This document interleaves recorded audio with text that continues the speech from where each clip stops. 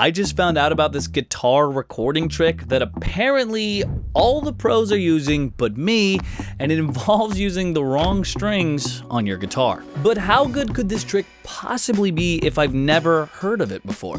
And more importantly, will it even sound good? Well, today, I'm gonna test it. To give a little bit of backstory, I came across this recording technique the other day when I was searching for a solution to a problem that I'm sure a lot of you have while recording acoustic guitar: low-end muddiness. This big boomy sound hole is great for filling out the low end of a song, but when you start to pair it with other things like the kick and the bass, well, you could pretty quickly run into some problems. This is especially true for open chords, or chords that have open ringing strings. I like to call these chords the uncle at the cookout chords, because these are the only ones he'll strum for 7 minutes straight while he insists that you stick around for the end of the song. And if you've recorded acoustic guitar, you've probably run into this problem yourself. Those open E and open A strings can really take a lot of energy away from a kick or a bass. Thank God for the internet, because this technique promises to fix that. They've bestowed it on me, and I'm bestowing it upon you. The method that I found is called Nashville tuning, and it's gonna require me to put the wrong strings on my guitar. So I'm gonna do that. Cue the montage. No, wait, I don't think we're that good at montages. I don't think.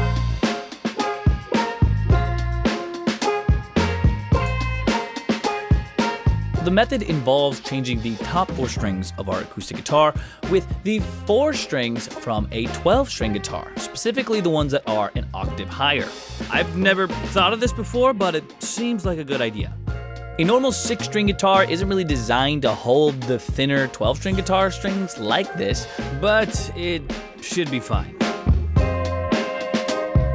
And after a quick tune and a quick clip, this thing was ready to go. Here's what it sounds like.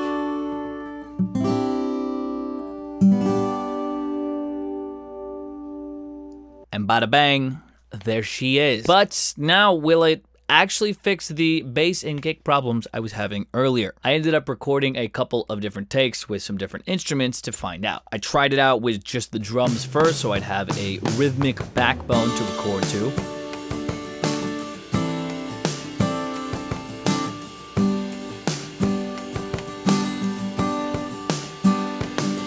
Then I added the original guitars, and honestly after this I was like, oh yeah, this sounds awesome.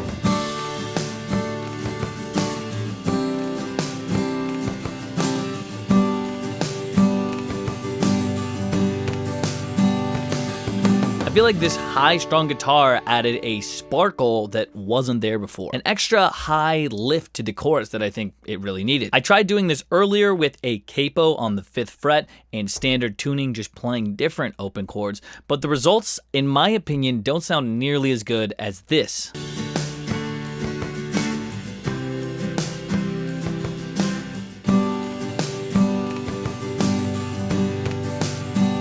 Now, I know a lot of you out there are probably not guitar players. This is a music production channel for the most part, but never fear, I've still got you covered. You can download this exact guitar that I was using in this video as a free sample pack from my website. I've included every open chord as a one-shot that you can use. I've also thrown in some extra licks and loops that you can use with this guitar and tuning to add them as a texture for your track. It's high guitar parts for everyone, and you get a high chord, and you get a high chord, and you get a high chord, and you get a high chord. And now for the reason I started this journey in the first place: did it fix the relationships with the bass and kick that I was hoping it did?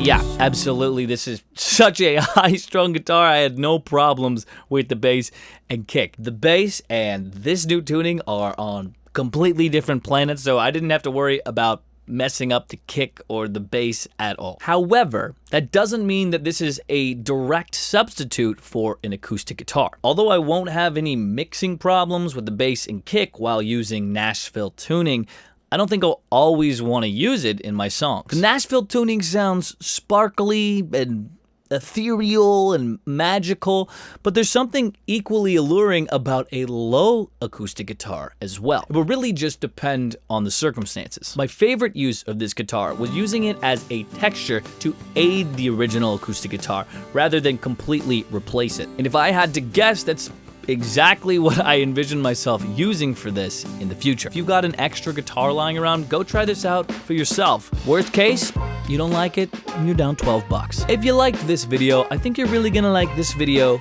up here, where I condense 500 hours of music production tutorials into 20-something minutes. Oh wait, go click it.